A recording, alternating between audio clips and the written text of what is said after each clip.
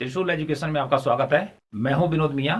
आज के टॉपिक में हम जानेंगे लगान का आधुनिक सिद्धांत क्या है, विभिन्न रेखा चित्रों की सहायता से, और यहां पर तालिका के द्वारा भी आपको बताया जाएगा सरल से सरल शब्दों में कि लगान आधुनिक सिद्धांत के अंतर्गत कैसे ज्ञात किया जाता है।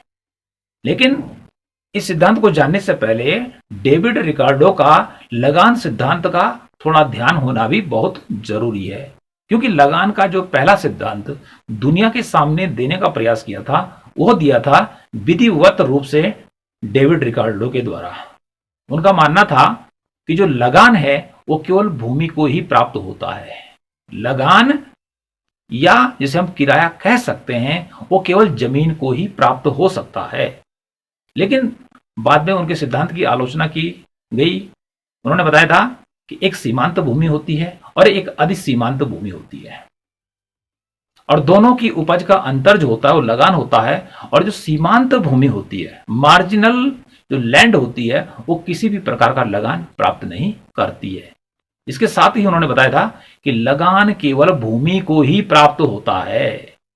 लेकिन जब इसके सिद्धांत की आलोचना ही की गई, ठीक है, विभिन्न आधारों को लेकर, कि जैसे उन्होंने कहा कि लगान केवल भूमि को प्राप्त होता है, लगान एक भेदात्मक बचत है, पूर्ण प्रतियोगिता की धारणा, तमाम विचार उन्होंने अपने दिए थे।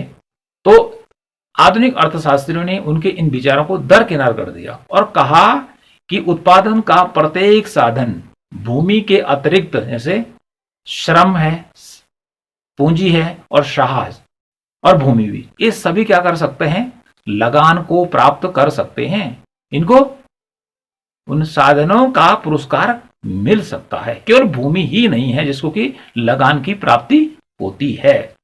अब चलते हैं लगान का जो आधुनिक सिद्धांत है उसको डिटेल में जानते हैं कि यह क्या कहता है। तो लगान का जो आधुनिक सिद्धांत है, इंग्लिश में उसका नाम है मॉडर्न थ्योरी ऑफ रेंट। तो मॉडर्न थ्योरी ऑफ रेंट क्या कहती है, इसको एक परिभाषा के द्वारा समझ लेते हैं कि लगान वह आधिक्य को कहते हैं सरप्लस है जो किसी साधन को न्यूनतम आय के अतिरिक्त प्राप्त होता है। यानी किसी साधन को न्यूनतम आय के अतिरिक्त प्राप्त होता है, उसे कहते हैं आधुनिक अर्थशास्त्री लगान, और इसी को कहा जाता है लगान का आधुनिक सिद्धांत। इसको एक छोटे से उदाहरण के द्वारा समझ लेते हैं कि जैसे कि मेरा वर्तमान जो पैसा है और उसमें मुझे प्रति माह वेतन मिलता है 10,000 रुपया। कितना मिलता है? 10,000 रुपया। और ठीक दूसरा ऑप्शन मेरे पास है और वहां पर मिलता है मुझे 5,000 रुपया का ऑप्शन मेरे पास है। तो इस प्रकार से पहले मुझे मिल रहा है 10,000 रुपया और दूसरा ऑप्शन है मेरे पास 5,000 रुपए का। तो इस प्रकार से 10,000 में से 5,000 रुपए घटा दीजिए। तो इस प्रकार से जो बचत प्राप्त हो रही है, इसे ही कह रहे हैं आधुनिक अर्थशास्त्री लगान। ओके, अब इसी बात को इस तालिका पर समझ लेते हैं कि लगान कैसे निकलेगा। लगान निकालने के लिए क्या करना है, वास्तविक आय, जो किसी साधन को वर्तमान समय में वास्तविक आय प्राप्त हो रही है उसको कहते हैं एक्चुअल इनकम। उसमें से क्या करना है, अवसर लागत, या उसको हस्तांतरण आय भी कहते हैं, अपॉर्चुनिटी कॉस्ट या ट्रांसफर अर्निंग, इन दोनों को घटाना, अर्थात वास्तविक आय में से अवसर लागत को घटा देंगे तो हमको लगान की प्राप्ति हो जाएगी इस फॉर्मूले के द्वारा। तो जो आधुनिक लगान का सिद्धांत है, इसमें हम लगान को आसानी से ज्ञात कर सकते हैं, जो फॉर्मूला यहां पर दे रखा है। अब यहां पे देखिए, और भी आसान भाषा में हम यहां पर लगान को निकालना सीखेंगे कि किस प्रकार से लगान ज्ञात करते हैं। क्योंकि जो लगान है वह अवसर लागत के ऊपर आधिक्य है, एक बचत के रूप में है। एक बचत के रूप में लगान को आधुनिक अर्थशास्त्रियों ने माना है। अब कैसे है देख लेते हैं कि एक आदमी है, वो 8,000 रुपए प्रति माह कमाता है। ओके, उसकी वास्तविक आय वर्तमान में 8,000 रुपया। अवसर लागत में जाते हैं रुपये में, अवसर लागत 0 है, अर्थात उसके पास दूसरा विकल्प नहीं है कि वह यहां रोजगार को छोड़कर दूसरे में चले जाए। ओके, तो अब यहां पर देखिए अवसर लागत जब शून्य है और उसकी वास्तविक आय कितनी 8,000 रुपया, तो लगान कितना निकलेगा 8,000 ऋण शून्य बराबर 8,000 उसका लगान होगा। ओके, तो इस प्रकार से जो यह साधन है एकदम से यह परफेक्टली स्पेसिफिक विशिष्ट साधन है जिसका प्रयोग किसी एक काम विशेष में ही किया जा सकता है। मान लो कोई डॉक्टर है और वो डॉक्टर है हार्ट का, तो वो उसी काम को कर सकता है और हमने उसको दे दिया काम कि तुम्हें क्या करना है, अब इंजीनियर का काम करना है, तो वो उस काम को नहीं कर सकता क्योंकि वह हृदय का विशेषज्ञ है और वह उसी काम के लिए परफेक्ट है। तो इसलिए उसको दूसरा ऑप्शन नहीं है उसके पास, ठीक है, कि दूसरा रोजगार कर सके। ओके, यहां पे देखिए तो 8,000 क्या है वास्तविक आय है किसी व्यक्ति की मासिक और अवसर लागत है उसकी शून्य। ठीक है जी, तो अवसर लागत में से क्या करना है, आपको वास्तविक आय घटानी है। ठीक है, तो ये पूरी तरह तो शून्य आ गया, तो इतनी 8,000 रुपए की इसको बचत हो गई। यहां ले लेंगे 8,000 माइनस 0, 8,000 हो जाएगा। ठीक है, तो ये विशिष्ट साधन हो गया, पूर्णतः विशिष्ट साधन। ठीक है, जिसका काम एक ही सेवा में हो सकता है। अब दूसरा देखिए, पहले के बाद कोई व्यक्ति क्या करता है, उसकी जो वर्तमान इनकम है 12,000 रुपया है। ठीक है जी, वास्तविक आय उसकी 12,000 रुपया है और अवसर लागत है उसकी 12,000 रुपया। अवसर लागत अपॉर्चुनिटी कॉस्ट कितनी है उसकी 12,000 रुपया है, जिसको कि हस्तांतरण आय भी कह रहे हैं। चाहे उसको अपॉर्चुनिटी कॉस्ट कहो और चाहे उसको ट्रांसफर कॉस्ट कहो या ट्रांसफर अर्निंग कहो, बात एक ही है। अब देखिए यहां पर उसको 12,000 रुपये मिल रहा है और यहां पे 12,000 रुपये मिल रहा है, अर्थात व्यक्ति यहां भी काम कर सकता है और यहां उसको पसंद नहीं है तो यहां भी वह काम कर सकता है, यहां भी उसके पास ऑप्शन है। ठीक है, अब इसका लगान कैसे निकलेगा कि अवसर लागत के ऊपर आधिक्य को हम क्या कह रहे हैं, लगान कह रहे हैं। तो यदि हम 12,000 रुपये में से 12,000 रुपये घटा देंगे तो 12,000 में से 12,000 जीरो। ठीक है, तो यहां पर किसी भी प्रकार का लगान की प्राप्ति नहीं होगी।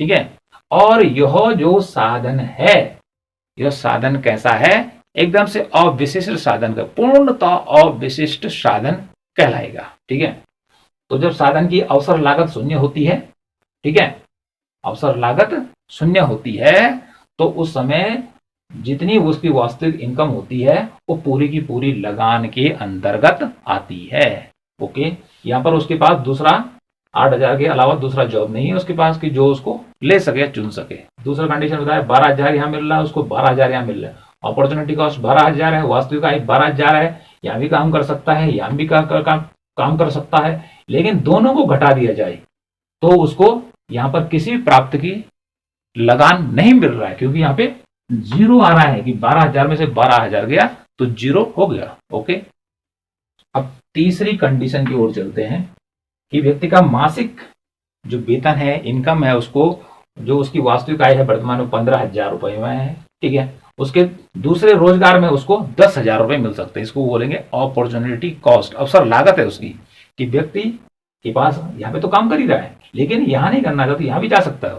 ठीक है, तो अब क्या करेंगे हम कि अवसर लागत को घटाने के लिए, ठीक है, कि अवसर लागत के ऊपर ये आधिक्य हो गया, अवसर लागत है 10,000 रुपया और यहां मिल रहा है 15,000 रुपया, तो इसका अर्थ क्या हो गया कि 5,000 रुपए की उसको बचत हो रही है और इसी बचत को कह रहे हैं आधुनिक अर्थशास्त्री लगान। तो इसको निकालने के लिए क्या करना है, 15,000 में से ये 10,000 निकालेंगे तो 5,000 रुपया उसको लगान की प्राप्ति होगी। ठीक है, तो इसमें जो साधन आते हैं तीसरे नंबर पर, ठीक है, ये आंशिक रूप से विशिष्ट होते हैं। ठीक है, आंशिक रूप से विशिष्ट और आंशिक रूप से अविशिष्ट श्रेणी के साधन इसमें आते हैं। और साधन जैसे हमने आपको बताया 4 ही साधन है, भूमि है, श्रम है, पूंजी और साहस है।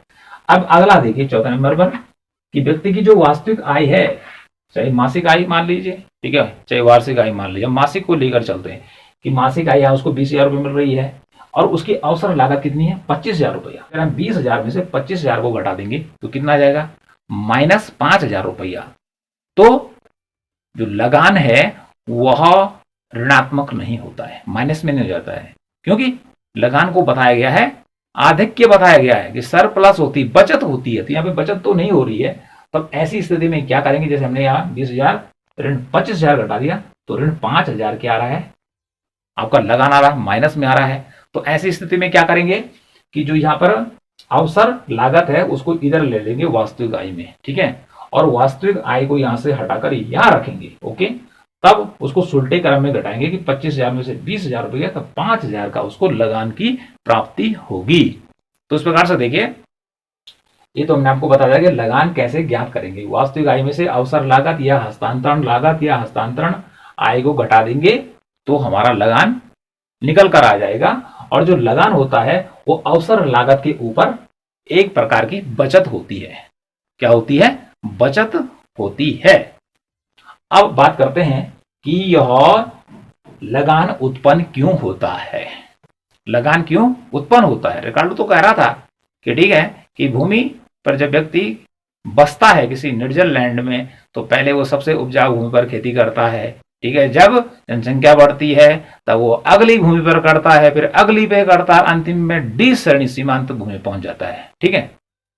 तो फिर जो अंतिम भूमि होती है और जो पहली वाली भूमि है आदि सीमांत भूमि है, और अंतिम भूमि सीमांत भूमि, उन दोनों के अंतर के उपज को उसने लगान कहा, ठीक है। लेकिन यहाँ पर लगान के क्या कारण गिनाए जा रहे हैं, क्या बताया जा रहा है कि साधन की पूर्ति किस प्रकार, लगान कब उत्पन्न होगा कि साधन की पूर्ति किस प्रकार की है, ठीक है, कि साधन सरलता से उपलब्ध है, ठीक है, यह साधन दुर्लभ है, यह साधन की पूर्ति को लिया जा रहा है यहाँ पर, यह साधन का विशेष गुण कौन सा है। यहाँ पे लिखा हुआ है साधन की पूर्ति किस प्रकार की है। पहला है उसके साधन पूर्णतः लोचदार पूर्ति वाला है। नंबर 2, साधन पूर्णतः बेलोचदार पूर्ति वाला है, या साधन कम पूर्णतः लोचदार और कम पूर्णतः बेलोचदार पूर्ति वाला है। इस कारण से क्या होगा, लगान उत्पन्न होगा। तो इन 3 कारणों को आपको याद रखना है कि लगान का जो आधुनिक सिद्धांत है वो क्या बतला रहा है कि लगान किस किस कारण से उत्पन्न होता है।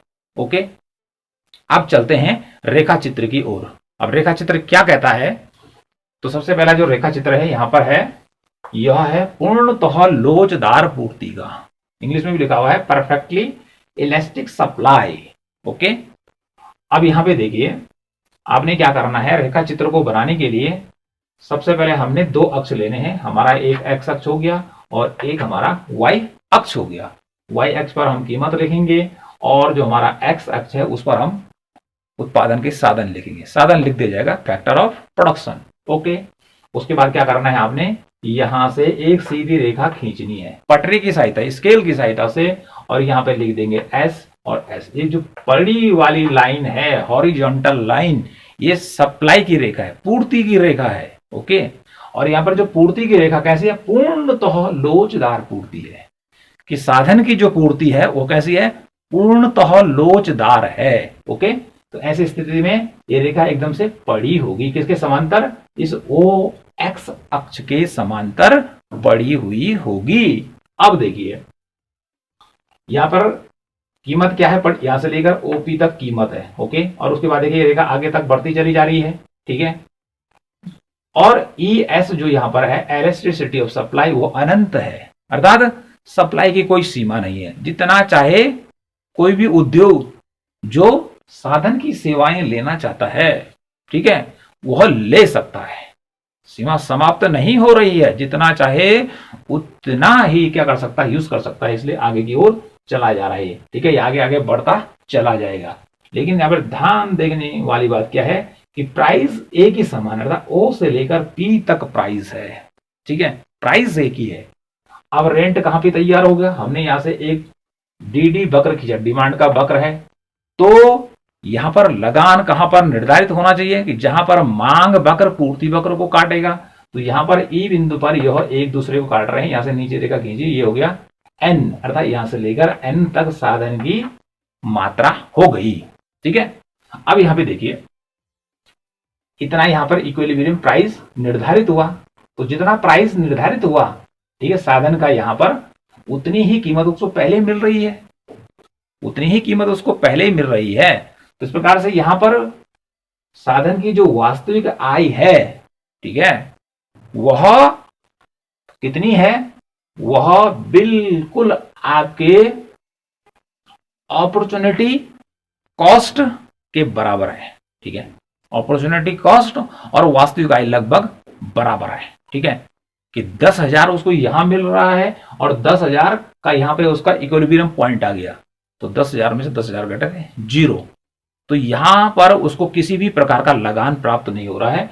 तो इतना जो क्षेत्र है इसका OPEN, ये पूरा क्षेत्र जो है यह, ठीक है, इसमें उसको किसी भी प्रकार का लगान नहीं प्राप्त होगा, क्योंकि लगान को क्या बताया जा रहा है कि यहां पर किसी भी प्रकार की बचत नहीं हो रही है, अर्थात अवसर लागत के ऊपर बचत नहीं हो रही है। क्योंकि हमने, ये तुम्हारा फेयर चित्र है, यदि हम इसको डिमांड कर को इधर ले जाएं, ठीक है जी, इधर की तरफ ले जाएं, DD कर दें, तो अगला पॉइंट कहां बनेगा, यहां बनेगा। ठीक है, ये N1 हो जाएगा। अब देखिए यहाँ पे इक्विलिब्रियम पॉइंट 1 है। ठीक है, साधन की मांग इधर से बढ़कर इतनी ज्यादा हो गई है, लेकिन तब भी कीमत कितनी है, उतनी है। यदि हम इसको और पीछे ले जाते हैं और डिमांड कर्व यहाँ पर खींचते हैं और DD लिखते हैं, यहाँ पे भी DD लिख दिया और यहाँ पर कर दिया, तो ये हमारा क्या हो जाएगा, N2 हो जाएगा। अब देखिए साधन की मात्रा चाहे बड़ा है और चाहे घटाए, कीमत क्या है, OP, अर्थात कीमत एक समान है।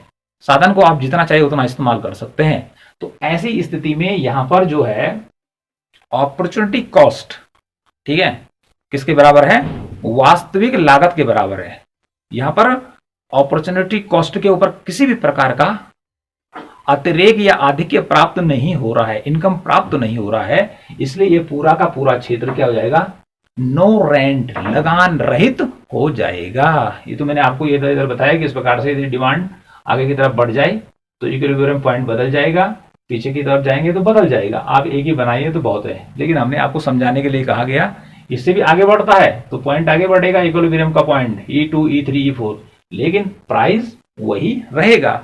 तो जब प्राइस भी वही है, ओके, साधन की कीमत भी उतनी तय हो रही है, ठीक है, और साधन की अपॉर्चुनिटी कॉस्ट भी उतनी है, तो दोनों को घटा दीजिए तो क्या हो जाएगा, 0। ठीक है, तो जब क्या होती है, किसी साधन की जो पूर्ति पूर्णतः लोचदार होती है, तो ऐसी स्थिति में साधन को किसी भी प्रकार का लगान प्राप्त नहीं होता है। कौन सी पोजीशन है बोला, कौन सी में, कि जब पूर्णतः लोचदार पूर्ति होती है। इसको निकालना कैसे है, जैसे OP, तो OP गुणा यहां से दिया था ON, तो बराबर हो गया ONEP, अर्थात ONEP, इतना क्षेत्र जो हो गया ये हो गया लगान रहित, क्योंकि लगान यहां पे नहीं आ रहा है। ठीक है, तो ये तो हो गया, किसी भी प्रकार का लगान का प्राप्त नहीं होता है जब किसी साधन की पूर्ति पूर्णतः लोचदार होती है। ओके, दूसरा रेखा चित्र हमारा है पूर्णतः बेलोचदार पूर्ति, परफेक्टली इन इलास्टिक सप्लाई। जब परफेक्टली इन इलास्टिक सप्लाई होती है किसी वस्तु की, तो ऐसी स्थिति में हम रेखा चित्र कैसे बनाएंगे, इस प्रकार से दो अक्ष हम लेंगे, एक्स यहां लिखेंगे, वाई यहां लिखेंगे, ओ यहां लिखेंगे, यहाँ पे साधन दिखाएंगे एक्स अक्ष पर और वाई अक्ष पर हमारा कीमत आ जाएगा। ओके जी, यहां से हमने एक लाइन खींचनी है पटरी से, स्केल से, तो ये हमारा एस एस क्या होगा, सप्लाई का वक्र होगा, किसका, पूर्णतः बेलोचदार पूर्ति का जो वक्र होता है एकदम सीधा खड़ा होता है, जो क्या बतलाता है कि वस्तु की पूर्ति एकदम से स्थिर है। ठीक है, कि वस्तु की पूर्ति को हम यहाँ ON है, यहाँ पर इधर नहीं बढ़ा सकते हैं क्योंकि इसकी पूर्ति सीमित है। तो जैसे भूमि है, यदि हम संपूर्ण अर्थव्यवस्था की बात करें तो जमीन का क्षेत्रफल फिक्स है, धरती का क्षेत्रफल 51 करोड़ वर्ग किलोमीटर फिक्स है, उसमें वृद्धि नहीं होती है। भारत का क्षेत्रफल क्या है, बिल्कुल फिक्स है कि 32,87,263 वर्ग किलोमीटर में फैला हुआ है। ठीक है, इसी के अंदर लोगों को अपना काम करना है। अब देखिए O से लेकर N तक हमारी सप्लाई है, ठीक है, किसी साधन की सप्लाई है, इसलिए सप्लाई की रेखा कैसे रहेगी, एकदम से खड़ी रहेगी। ठीक है, जिसको कहते हैं पूर्णतः बेलोचदार पूर्ति में वक्र जो होगा खड़ा होगा। ठीक है, अब उसके बाद देखिए हमने यहां से एक डिमांड कर्व यहां पे ड्रॉ करना है कि जहां पर सप्लाई और डिमांड का कर्व एक दूसरे को क्या करेंगे, काटेंगे, एक दूसरे के बराबर हो जाएंगे। इधर से लाइन ली, यहाँ पे लिख दिया प्राइस, तो OP प्राइस निर्धारित हो रहा है। ठीक है, OP प्राइस निर्धारित हो रहा है और उस समय साधन की जो मांग है वह ON है, तो लगान कितना प्राप्त होगा, यहाँ पर देखेंगे OP गुणा ON को गुणा कर देंगे तो निकल आ जाएगा ONP, यथा ONPE, इतना जो क्षेत्र है यह लगान वाला है। ठीक है, इतना जो क्षेत्र है इसमें लगान प्राप्त हो रहा है। अब देखिए यहाँ पे भूमि की बात की तो भूमि की पूर्ति स्थिर है। यदि क्या हो जाता है कि भूमि का कोई उपयोग नहीं होता है तो लगान पूरी तरह क्या हो जाएगा, जीरो हो जाएगा, शून्य हो जाएगा लगान। ठीक है, क्योंकि भूमि की पूर्ति सीमित है। लेकिन जैसे ही है क्या, अगर डिमांड बढ़ेगी, ठीक है, और यहां पर निर्धारित हो गया तो यहां पर अपॉर्चुनिटी कॉस्ट यहां पर जो कि उसकी अवसर लागत है, अवसर लागत एकदम से यहां पर किसके बराबर हो जाएगी, अवसर लागत हो जाएगी वास्तविक आय के बराबर। या इसको हम कहेंगे कि यहां पर वास्तविक आय अर्थात यहां से यहां तक पूरी की पूरी वास्तविक आय होगी, पूरी की पूरी वास्तविक आय होगी, क्योंकि उत्पादन का साधन एक है, भूमि, उसकी पूर्ति सीमित है और इसको केवल एक काम में ही लगा सकते हैं। और एक काम में जब कोई चीज लगाई जाती है तो उस साधन को कहते हैं पूर्णतः विशिष्ट साधन। क्या कहते हैं, पूर्णतः विशिष्ट साधन। तो इस प्रकार से जहां तक यहां पर तक का पूरा लगान मिलेगा, उसको पूरा का पूरा क्या मिलेगा, लगान मिलेगा। हमने जैसे बताया था कि जब कोई साधन पूर्णतः विशिष्ट होता है तो 8,000 की यहाँ की इनकम है, उसकी अपॉर्चुनिटी कॉस्ट शून्य है। ठीक है, तो 8,000 में से शून्य घटा दीजिए तो पूरी की पूरी उसकी जो है लगान की राशि कहलाएगी, जो कि हम यहाँ पे आपको बता रहे हैं। तो इस प्रकार से ओ से लेकर पी तक या एन से लेकर ई तक ये पूरा का पूरा क्षेत्र उसका लगान वाला है। ओके, पूरा का पूरा क्षेत्र यहाँ पे उसको लगान मिलेगा। ठीक है, तो यहां पर कब लगान उसको मिलेगा पूरा का पूरा, ठीक है, जबकि पूर्णतः बेलोचदार पूर्ति हो, किसकी, साधन की, वस्तु की बात नहीं कर रहे हैं, यहाँ साधन की बात हो रही है। ठीक है, जब क्या हो, पूर्णतः लोचदार पूर्ति हो किसी साधन की, उसकी रेखा एकदम से पड़ी होगी। ओके, यहां पर उसको किसी प्रकार का लगान प्राप्त नहीं होगा, क्योंकि अपॉर्चुनिटी कॉस्ट के ऊपर ही लगान की प्राप्ति होती है। यदि अपॉर्चुनिटी कॉस्ट कम है, अपॉर्चुनिटी कॉस्ट है 10 रुपया और वास्तविक आय मिल रही है उसको 15 रुपया, ठीक है, तो 15 रुपए में 10 रुपए घटा दीजिए, 5 रुपए का जो अतिरिक्त पैसा उसको मिल रहा है उसे ही लगान कहते हैं। लेकिन यहाँ तो कुछ ऐसा हो नहीं रहा है, इस प्रकार से इसका रेखा एकदम से पड़ी होगी और यहाँ पर पूर्ति की रोज क्या हो जाएगी, अनंत हो जाएगी। इस प्रकार से इसका क्षेत्रफल यहाँ पे निकाल रखा है। पूर्णतः बेरोजगार पूर्ति की बात की हमने कि एकदम से जो हमारा सप्लाई का कर्व होगा खड़ा होगा, यहाँ से एक डिमांड का कर्व लेंगे, जहाँ पे काटेंगे इसको चले जाएंगे, उतना प्राइस निर्धारित होगा, इतनी इसकी डिमांड होगी, तो पूरा का पूरा क्षेत्र जो होगा ये पूरा का पूरा लगान प्राप्त करेगा। जैसे कि मैंने अभी पिछला आपको जाके उदाहरण भी बताया न्यूमेरिकल ढंग से। ओके, तो इस प्रकार से ये हो गया पूर्णतः बेलोचदार पूर्ति और ये हो गया पूर्णतः लोचदार पूर्ति का रेखा चित्र। आधुनिक लगान सिद्धांत के अनुसार लगान उत्पन्न होने का जो तीसरा कारण है वह है पूर्णतः कम लोचदार और पूर्णतः कम बेलोचदार पूर्ति की स्थिति। अर्थात जो हमने पहले आपको दो स्थितियां बताई थी कि दो स्थिति क्या थी कि पहले थी पूर्णतः लोचदार पूर्ति की और पूर्ण थी बेलोचदार पूर्ति की। तो इसमें क्या कहा जा रहा है कि पूर्णतः लोचदार को कम किया जाए, उससे कम हो लोच किसमें, पूर्ति में, और पूर्णतः बेलोचदार भी पूर्ति नहीं हो, अर्थात वो कम होनी चाहिए। तो ऐसी दशा में लगान उत्पन्न कैसे कैसे होता है यहां पर हम देखेंगे। और अधिकांश जो साधन आते हैं वो इस तीसरी श्रेणी के अंतर्गत ही आते हैं।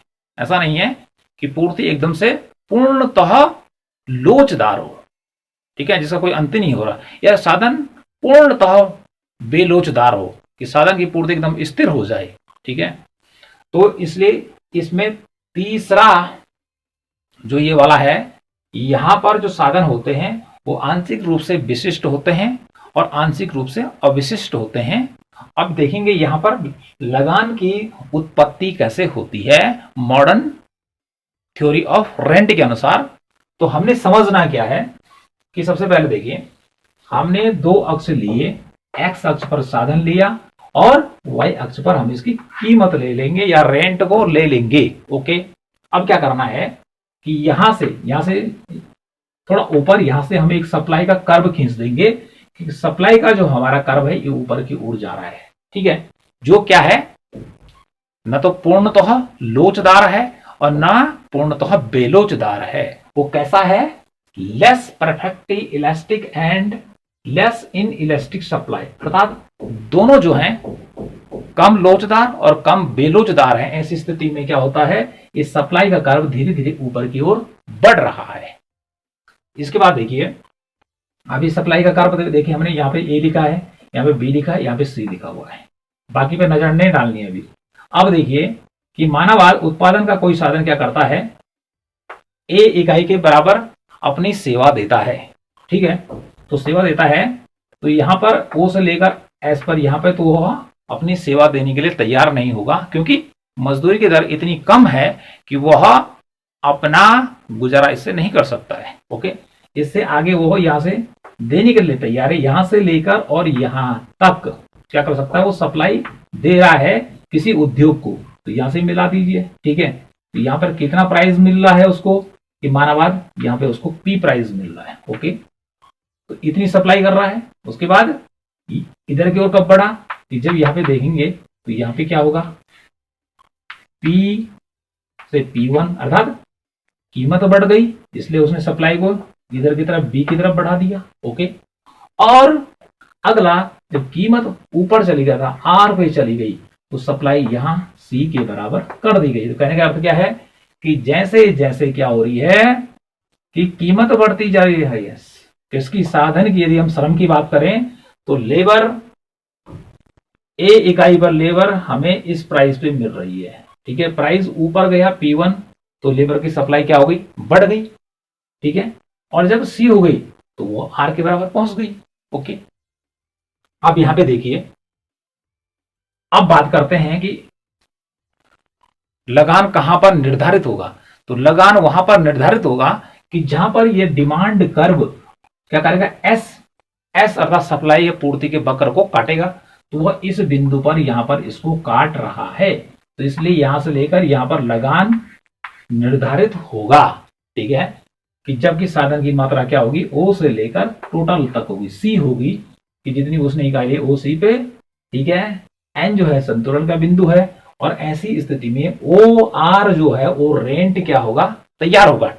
टोटल जो ये क्षेत्रफल आपको दिखाई दे रहा है, कौन सा वाला, ओ से लेकर आर और एन से लेकर सी तक, इतना हमें क्या होगा, ये लगान देगा, ठीक है।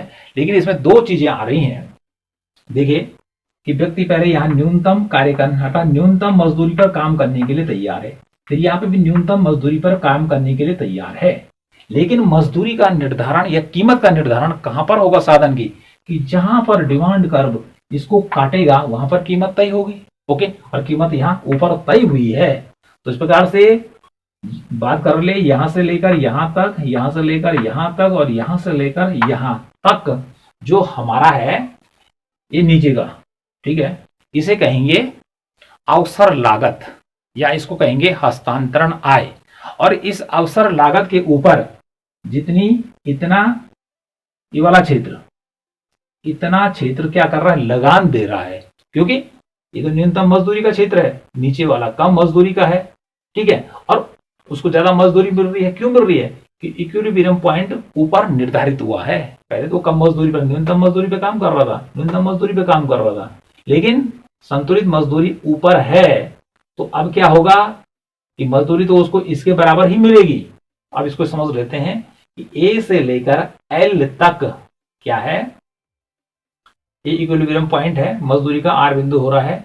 तो ए की जो टोटल मजदूरी है यहां तक लिखा हुआ है ए एल में से क्या करेंगे, ए जी को घटा देंगे, तो क्या बचेगा, माइनस ए जी, उसके बाद बचेगा ए, ठीक है, जी एल। दूसरे में देखें, ए से लेकर बी तक पूरी की पूरा क्या है, यहाँ पे लगान को मान लें, ठीक है। उसके बाद इससे इसको घटा देंगे बी एच को, तो एच एम में प्राप्त होगा। सी पर देखें, सी पर नजर डालिए, सी और एन दोनों बराबर हो जा रहे हैं, अर्थात जितनी कीमत रेंट तय हो रहा है उतना ही यहाँ पर बराबर है।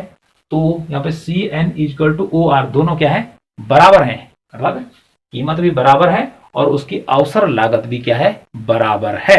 ओके, अब समझना क्या है इसमें कि ये वाला क्षेत्र, ठीक है, ये वाला क्षेत्र जो हमारा है ये अवसर लागत वाला क्षेत्र है, हस्तांतरण आय वाला क्षेत्र है। और कौन सा हस्तांतरण वाला क्षेत्र है, यहां से लेकर ओ से लेकर एस और ए और सी, ठीक है। इस प्रकार से ए वाला और इस प्रकार से ए वाला और ए वाला जो क्षेत्र है यह हमारा क्या है, ओ एस एन सी, ये हमारा अवसर लागत वाला क्षेत्र है, ओ से लेकर सी तक, ठीक है, यहां से लेकर यहां तक। Okay, T O S N C ये हमारी अवसर लागत है। अब बात करते हैं कि अवसर लागत के ऊपर जो अतिरिक्त आय प्राप्त होगी उसे ही क्या कह रहे हैं, सरप्लस। उसको सरप्लस कहा जा रहा है या बचत कह रहे हैं। तो वह जो बचत होगी, न्यूनतम मजदूरी के अतिरिक्त जो बचत होगी उसको कहेंगे क्या, उसको कहेंगे लगान। अब कुल आय का क्षेत्रफल कितना है, कुल आय का तो ओ आर, ठीक है, ओ आर एन सी इतना है, ठीक है, ओ एन आर सी, ठीक है जी। अब हमारा रेंट कितना होगा, टोटल में से हमारा रेंट हो जाएगा एस आर एन, अर्थात हमारा रेंट ये है, ये रेंट का क्षेत्र है, ये एस लिखा है, एस आर एन, ये हमारा रेंट या आधुनिक लागन सिद्धांत के अनुसार हमारा रेंट है।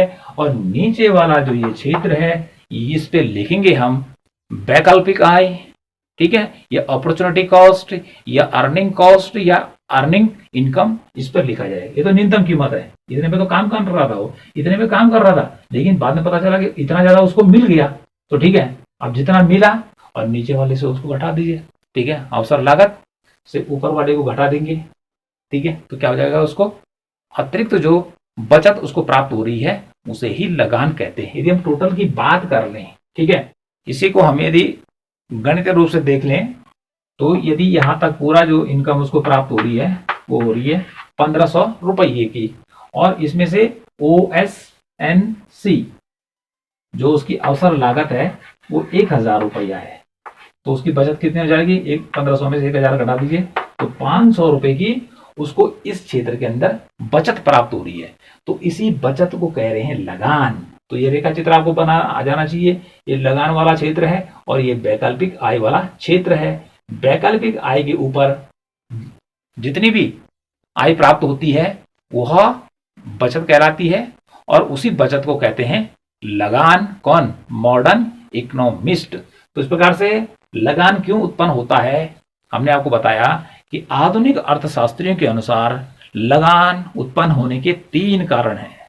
कि वस्तु की पूर्ति किस प्रकार की है, पहला बताया कि यदि वस्तु की पूर्ति पूर्णतः लोचदार है तो ऐसे में ये लाइन एकदम से सीधी पड़ी हुई होगी, जो ये बतला रही है कि साधन चाहे कोई भी उद्योग किसी साधन की जितनी चाहे उतनी मात्रा को ले सकता है, लेकिन प्राइस वही रहेगा, इसलिए नो रेंट यहाँ पे मिलेगा, किसी प्रकार के रेंट की यहाँ पर प्राप्ति नहीं होगी, ठीक है। और इस प्रकार का जो साधन होता है वह पूर्णतः अविशिष्ट साधन कहलाता है, जिसकी हम कितनी भी मात्रा यहां तक भी ले सकते हैं, यहां तक भी ले सकते हैं, यहां आगे बढ़ेगा तो आगे भी ले सकते हैं, ओके। इसलिए इसकी एलास्टिसिटी जो होगी वह अनंत होगी, ठीक है, काल्पनिक विचार है पूरी तरह। दूसरे हमने बताया पूर्णतः बेरोजगार पूर्ति, परफेक्टली इनलेस्टिक सप्लाई। तो जिस साधन की सप्लाई एकदम से कैसी होती है, बेरोजगार होती है, उसका जो ये सप्लाई का कार्य होता है एकदम से खड़ा होता है, जो ये बतलाता है हम सप्लाई को नहीं बढ़ा सकते हैं, क्योंकि सप्लाई को बढ़ाने के लिए हमने हमारा कर्व यूं तीर से जाएगा एसएस का, ठीक है, जैसे हमने यहाँ पे बताया। अब हमने क्या करना है, यहां से एक डिमांड कर्व लिया और यहां पर इसने इसको क्या कर काटा, ठीक है, अभी ई लिख दिया, इक्विलिब्रियम पॉइंट ओ एन पे इक्विलिब्रियम पॉइंट, और इधर खींचा ये पी प्राइस हो गया, ठीक है। अब यहाँ पे क्या बताया जा रहा है कि माना भूमि है, तो भूमि क्या है, एकदम से स्थिर है, उसका क्षेत्रफल फिक्स है, ठीक है। अब उसका उपयोग करो, ठीक है, तो क्षेत्रफल उतना ही रहेगा, और ना करो तो तब भी क्या होगा, उतना ही रहेगा। अब माना कि हमने उसका यूज करना शुरू कर दिया यहां से लेकर यहां तक, ठीक है, तो हमारी की पूरी पूरी जो हमारी इनकम जनरेट होगी वह ओ एन पी के बराबर होगी, और ये पूरा क्षेत्र लगान का होगा। अर्थात यहां पर जो होगी, यहां पर अपॉर्चुनिटी कॉस्ट 0 है, क्योंकि साधन का प्रयोग दूसरे काम में नहीं कर सकते हैं, एक ही काम है। जैसे जमीन का हमने कहा, ये हमने बात की कि डॉक्टर है तो डॉक्टर एक ही काम करने वाला हृदय रोग विशेषज्ञ को, उसको बोले इंजीनियर का काम करना है तो नहीं कर सकेगा। तो उसको जितनी भी उसका प्राइस डिटर्मिनेशन होगा डिमांड एंड सप्लाई के द्वारा, वही टोटल उसकी वास्तविक आय जो होगी अपॉर्चुनिटी कॉस्ट के ऊपर वो सारी की सारी उसकी लगान कहलाएगी। तो यहां लगान मिलेगा, यहां लगान नहीं मिलेगा, ठीक है। और जो मैंने उधर आपको बताया उसमें धीरे धीरे करके आपको जैसे जैसे श्रम की पूर्ति बढ़ रही है वैसे वैसे उसको लगान मिल रहा है, ठीक है। और जैसे ये इक्विलिब्रियम प्राइस क्या हुआ, डिटर्मिनेशन हुआ, तो एक तो हो गया आपकी अपॉर्चुनिटी कॉस्ट, अवसर लागत, और उसके ऊपर आपको एक्स्ट्रा पैसा मिल रहा है तो वो आपकी क्या होगी, बचत होगी। तो उसी एक्स्ट्रा बचत को, ठीक है, कि अवसर लागत के ऊपर जो अतिरिक्त बचत प्राप्त हो रही है, आधुनिक अर्थशास्त्री उसी को कह रहे हैं लगान। क्या कह रहे हैं, लगान। और साथ में उन्होंने क्या बताया कि उत्पादन का प्रत्येक साधन लगान प्राप्त करता है। रिकार्डो ने कहा था केवल भूमि प्राप्त करता है, इन्होंने कहा कि भूमि भी करती है, श्रम भी करता है, पूंजी भी करती है, और साहस भी क्या करता है, लगान प्राप्त करता है, या अपनी कीमत प्राप्त करता है जब वो अपनी सेवा देता है। और जब सेवा देगा नहीं तो उसको लगान कहां से मिलेगा। अब यहां पे देखिए, जैसे हमने बताया यहाँ पे डिटर्मिनेशन हुआ, यदि इससे नीचे होता हमारा बात यहां से, ठीक है, यहाँ पे कट हो गया तो यहाँ पर प्राइस क्या होगा, डाउन होगा, ठीक है, कम होगा, P1 होगा। यदि ऊपर जो डिमांड ज्यादा जाती है, यहाँ पर DD लिख दिया हमने, ये आपको बता रहे हैं, और इधर से कर दिया तो थोड़ा सा ऊपर लगान क्या होगा, ज्यादा होगा। लेकिन ये पूरा का पूरा क्षेत्र जो होगा लगान का होगा। फेयर क्षेत्र हमने पहले आपको बता दिया फेयर कैसे होगा। तो इस प्रकार से आज के इस टॉपिक में मैंने आपको क्या बताया, लगान का आधुनिक सिद्धांत क्या कहता है, और लगान का जो आधुनिक सिद्धांत है उसको कैसे निकाला जाएगा, उसका फॉर्मूला मैंने बताया कि लगान निकालने के लिए वास्तविक आय में से अवसर लागत या हस्तांतरण लागत या आय को अपने घटाना है, ठीक है। उसका मैंने यहाँ पे तालिका के द्वारा आपको बताया था। उसके बाद मैंने आपको बताया कि लगान उत्पन्न क्यों होता है। तो लगान उत्पन्न होने के यहाँ पे 3 कारण बताए गए हैं कि साधन की पूर्ति कैसे है, कि पूर्णतः लोचदार है, पूर्णतः बेलोचदार है, या फिर क्या है कि पूर्णतः कम लोचदार है या पूर्णतः कम बेलोचदार है। तो इस प्रकार से तीनों जगह हमने आपको बताया कहां कहां पर रेंट प्राप्त हो सकता है, ठीक है। तो एक ही जगह है कि जहां पर रेंट शून्य है, याद रखना है, कब जब पूर्णतः लोचदार पूर्ति है, एकदम से लाइन पड़ी होगी, ठीक है, यहाँ पे पूरा का पूरा रेंट होगा, ठीक है जी। तो इसका कर्व एकदम से सप्लाई का खड़ा होगा, ओके। और यहाँ पर देखा कि अलग अलग जगह आपको रेंट मिल रहा है, तो इस पूरा क्षेत्र ये रेंट का है, पर ये नीचे का जो है अपॉर्चुनिटी कॉस्ट है। तो अपॉर्चुनिटी कॉस्ट के ऊपर जितना भी बचत हो रही है वो सारी की सारी लगान कहलाएगी। साथ में यहाँ भी बताया कि पूरे क्षेत्रफल की बात कर लें तो पूरा इनकम प्राप्त हुई कितनी, साधन को 1500 रुपया, लेकिन उसकी अपॉर्चुनिटी कॉस्ट कितनी है, 1000 रुपया है। तो 1500 में से 1000 रुपये घटा दीजिए तो 500 रुपये का यहाँ पे लगान मिल जाएगा। तो इस प्रकार से ये हुआ हमारा लगान का आधुनिक सिद्धांत,